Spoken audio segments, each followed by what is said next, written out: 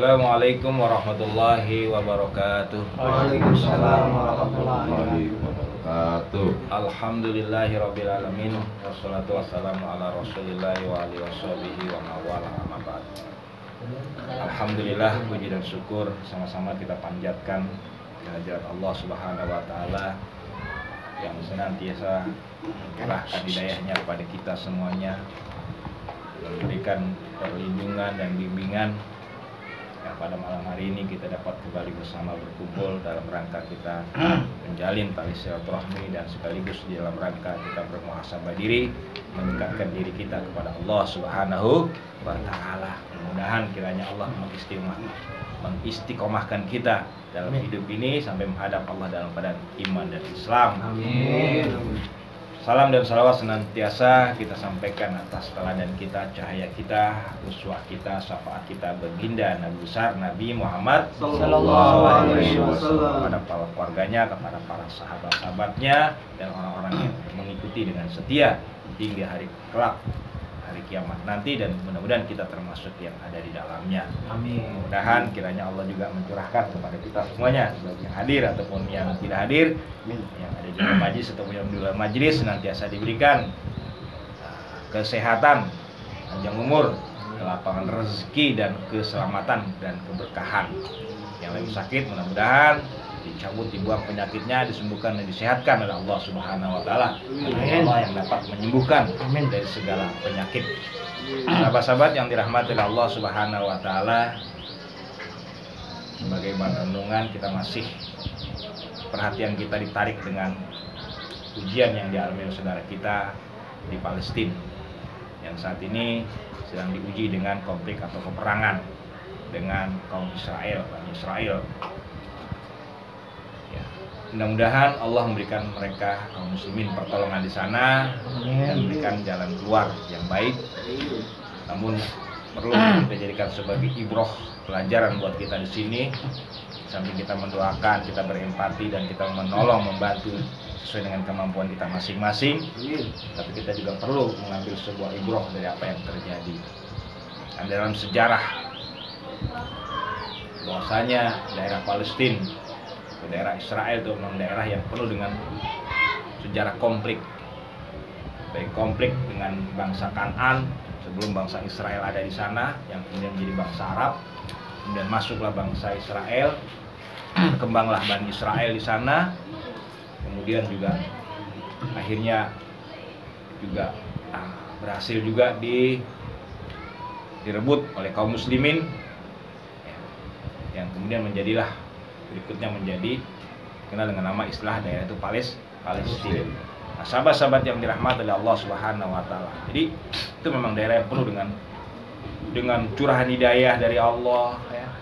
Turunnya para nabi dan rasul-rasul Allah di sana, ditambah lagi dengan sejarah konflik yang terus tidak pernah berakhir, ya, sampai sekarang.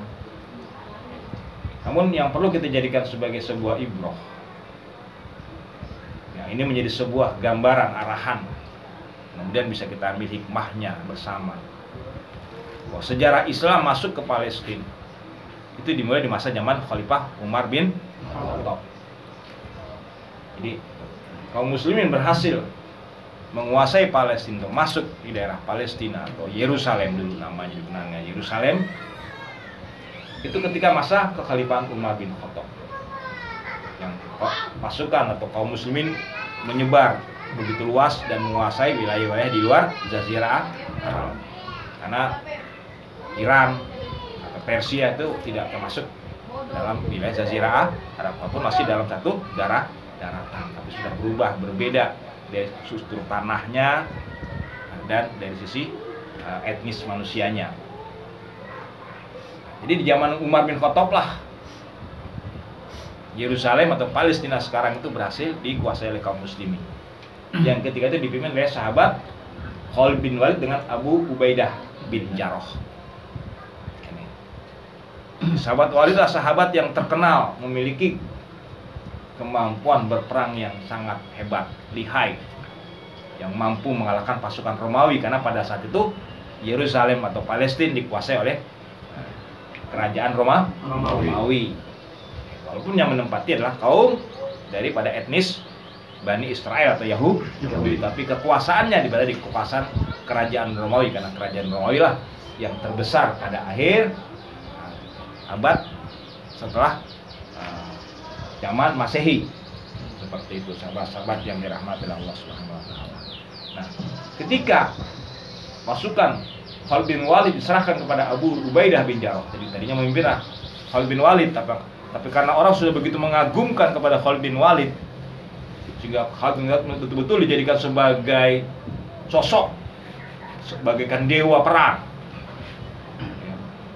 Maka Umar bin Khattab tidak menginginkan dalam Islam ini ada niat yang semata-mata sudah bergeser dari tauhid, yaitu karena Allah Subhanahu wa taala. Maka akhirnya Khalifah Umar bin Khattab memberikan perintah kepada Khalid bin Walid untuk menyerahkan atau melepaskan tali kepanglimaannya, kejeneralannya dalam memimpin pasukan untuk mengalahkan Romawi, menguasai Yerusalem untuk Palestina. Ya, untuk diserahkan kepada sahabat yang begitu sangat terkenal akan ketawaduannya, kealimannya, kesolehannya, dan kesungguh-sungguhannya, yaitu sahabat Abu Ubaidah bin Jarrah, yang secara kemampuan perang sangat jauh dibandingkan sahabat Khalid bin Walid. Ini diuji sama Khalifah Umar bin Khattab sebelum masuk ke Yerusalem. Di sebelum Yerusalem itu daerah Yarmuk dikuasai sama Khalid bin Walid. Wow, itu masih Romawi juga. Sampai terus akan masuk ke daerah Yerusalem. Nah, mendengar berita begitu sangat diagung-agungkannya Khalid bin Walid, maka Umar bin Khattab tidak mau terjadi pengkultusan kepada seseorang, kepada makhluk. Karena pengkultusan hanya semata-mata kepada Allah Subhanahu wa taala. Sini diuji ketulusannya, keikhlasannya Khalid bin Walid. Dan ternyata Khalid bin Walid dengan lapang. Kenapa? Karena Khalid bin Walid menegaskan bahwasanya sesungguhnya aku berjuang, aku memimpin bukan karena Umar bin Khattab, bukan karena Khalifah, tapi karena Allah Subhanahu wa taala. Serahkanlah kepada Abu Ubaidah bin Jarrah dan lanjutkan pemimpinan didampingi Khalid bin Walid untuk menguasai Yerusalem, yang ketika itu dipimpin oleh seorang pendeta atau pastor dari agama Nasrani, karena Yerusalem dikuasai sama kaum bangsa Nasrani, dominan bangsa Nasrani. Nah, ketika akan memasuki, udah dikepung nih oleh kaum muslimin. Singkat cerita seperti itu. Si pendeta tadi memberikan ancaman, jikalau mereka memaksa memerang, maka kota Yerusalem yang di dalamnya ada situs-situs sejarah suci sakral akan di bumi hanguskan, akan dirata. Begitu. Maka disitulah sahabat Ubaidah bin Jarrah menahan pasukan untuk menyerang secara habis pasukan daripada kaum Nasrani yang menguasai Yerusalem. Nah, akhirnya terjadilah sebuah negosiasi dan mereka akan menyerah dan tidak akan menghancurkan situs-situs sejarah, baik itu Baitul Maqdis, ya kan? Nah, baik yang lain-lainnya tidak akan dihancurkan, dengan satu catatan, khalifah harus menghadap beliau, sang pemimpin agama Nasrani yang ketika itu memimpin di Yerusalem. Maka disampaikanlah pesan permintaan itu kepada Abu Ubaidah, kepada Khalifah Umar bin. Apa tanggapan Khalifah Umar bin Khattab? Umar bin Khattab yang terkenal begitu keras dan tegas, ternyata memiliki jiwa yang sangat santun, jiwa yang sangat bijaksana.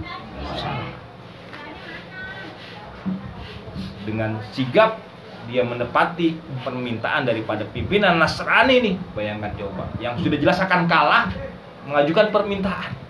Bayangkan coba. Maka dipenuhi oleh sang khalifah. Khalifah loh, pemimpin dunia Islam.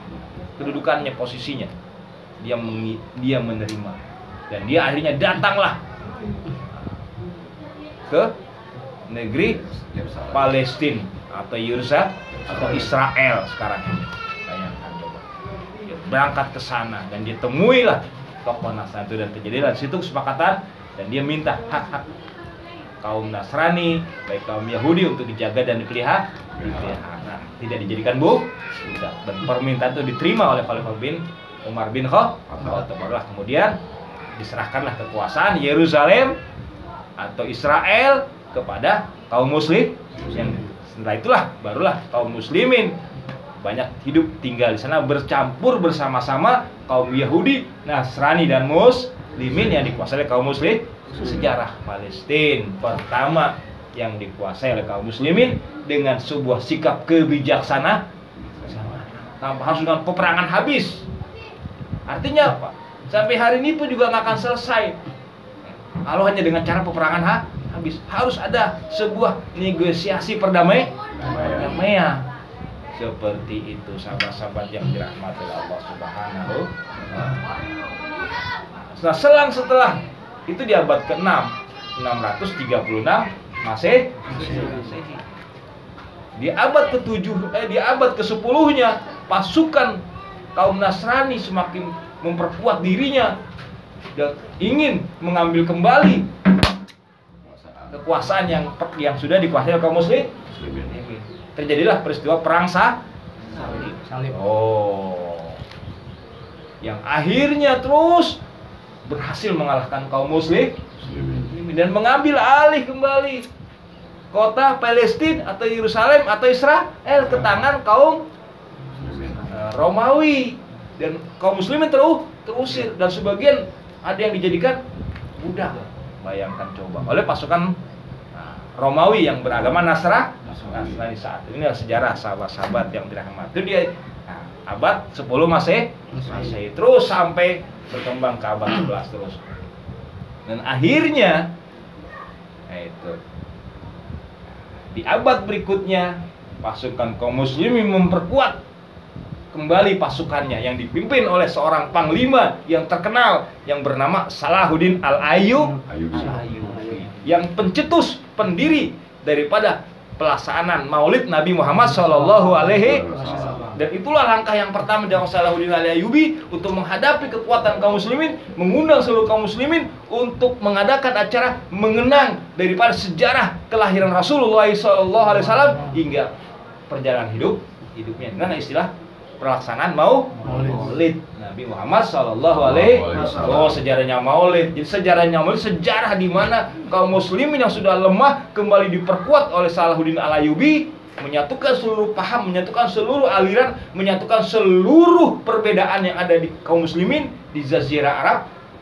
Ketika itu yang terdiri daripada berbagai macam aliran, ada Sunni, ada Syiah, ada Mu'tazilah, ada Jabariyah, macam-macam isme pada saat itu. Bayangkan tuh. Dan berhasil dengan undangan Maulid itu, Salahuddin berhasil menyatukan kembali sebagian besar kekuatan kaum muslim yang akhirnya bersatu, kemudian kembali menyerang balik pasukan-pasukan Romawi yang beragama Nasrani yang terkenal dengan istilah perang salib. Yaitu berapa kali peperangan, ada 8 kali peperangan besar dalam perang salib. Sejarah perang salib itu kalau kita pelajari dalam sejarah peristiwa sejarah Islam. Dan alhamdulillah dengan pertolongan Allah, Salahuddin Al-Ayyubi berhasil kembali memukul mundur pasukan Romawi hingga berhasil kembali menguasai Yerusalem atau Palestina. Tapi dengan catatan kembali lagi dengan damai. Tidak dengan mengalahkan, memerangi, membumi hanguskan atau menghabisi. Kenapa? Karena yang ketika itu juga Yerusalem dipimpin oleh orang-orang Yahudi meminta perjanjian kalau sampai seandainya dipaksa dengan peperangan, ini akan dihabisin situs peninggalan daripada sejarah. Yang di situ sudah ada Al-Quds, sudah ada sejarah masjid yang disucikan, Masjid Aqsa yang disucikan. Itu karena situ ada 3 ya kan, ada Baitul Maqdis, ada tembok ratapan, ada Masjid Aqsa. 3 situs sejarah ya kan. Ada gereja juga yang disucikan situ. Jadi sahabat-sahabat yang dirahmati Allah Subhanahu wa Ta'ala, ini pelajaran. Ternyata mereka juga membuat perjanjian dan begitulah Salahuddin yang begitu sangat memiliki kekuatan dan kecerdasan, ternyata juga memiliki kebijaksanaan dan permintaan pun dipenuhi. Jadi mereka meminta akan menyerahkan Yerusalem kepada pasukan kaum muslimin yang dipimpin oleh Salahuddin Al-Ayyubi dengan satu catatan, mereka tidak dijadikan budak gitu. Dan mereka diberikan kesempatan untuk membayar denda seperti itu. Satu orang kaum laki-laki harus membayar 10 dinar, satu orang perempuan membayar 5 dinar. Seperti itu. Dan permintaan itu dipenuhi dan mereka dijamin melaksanakan peribadatan mereka masing-masing dengan aman. Dan itu dipenuhi oleh Salahuddin Al-Ayyubi. Inilah sahabat-sahabat yang harus. Jadi dua sejarah catatan ketika Yerusalem atau Israel itu dikuasai oleh kaum muslimin dengan catatan tidak dengan peperangan habis, tapi berakhir dengan perjanjian damai seperti itu. Dan ini akan terjadi sampai hari kiamat, gak akan bisa. Gitu. Allah pasti akan menahan. Kenapa? Karena di sana ada tempat suci dari Allah Subhanahu wa taala dari dua jenis aliran, tiga jenis aliran. Aliran Yahudi, aliran Nasrani, dan aliran Islam. Tidak akan bisa. Jadi jangan pernah berharap Israel akan dikalahkan dengan cara perang habis. Pasti harus dengan perdamaian. Mudah-mudahan perdamaian itu kiranya bisa segera terlaksana. Amin. Dan kembali kaum muslimin sepenuhnya menguasai wilayah Palestina, ya, sehingga tidak lagi bisa diganggu oleh kaum daripada Bani Israel dan juga kaum Nasrani yang di sana bisa melaksanakan ibadahnya dengan aman, dengan baik. Sehingga lingkaran itu menjadi lingkaran yang aman dan damai, hingga peperangan ini tidak melebar terus kemana-mana, ya akhirnya menimbulkan banyak berbagai macam kerugian dan penderitaan. Nah, demikian kiranya yang perlu ingin saya sampaikan, satu catatan sejarah. Artinya apa? Kita sesama orang beragama itu harus punya sifat bijaksana, tidak melihat salah dan benarnya dulu, melihat dari unsur kemaslahatan untuk kepentingan daripada umat, kepentingan warga sipil. Karena begitu sangat sedihnya Salahuddin Al-Ayyubi hingga menangis meneteskan air mata melihat penderitaan kaum Yahudi dan kaum Nasrani. Karena ketika sebelum dikalahkan sama Salahuddin Al-Ayyubi, orang-orang Yahudi dan Nasrani pun juga sempat mengalami kondisi penderitaan karena adanya serangan dari suku-suku bangsa lain yang ada di sana. Seperti itu. Jadi sahabat-sahabat yang dirahmati oleh Allah Subhanahu wa taala, oleh karena itu kita doakan supaya kita di Palestina diberikan perlindungan dan pertolongan oleh Allah Subhanahu wa taala, dan konflik di sana diberikan jalan keluar yang baik, jalan damai, ya, dan kita hingga Israel ataupun siapapun tidak lagi berlaku zolim, berlaku semena-mena, khusus kepada warga sipil. Demikian kiranya dari saya sebagai sebuah ibrah kita bersama, bahwasanya apalagi kita di sini sebagai bangsa yang mayoritas muslim, juga banyak agama-agama lain, ya kan, kita juga harus memiliki sikap bijaksana, saling menjaga dan saling menghormati keyakinan masing-masing. La ikraha fiddin, tidak ada paksaan di dalam urusan beragama. Demikian dalam Al-Quran dikatakan. Dikurangnya saya mohon dimaafkan. Wabillahi taufiq wal hidayah. Walhamdulillahirabbil alamin. Terima kasih.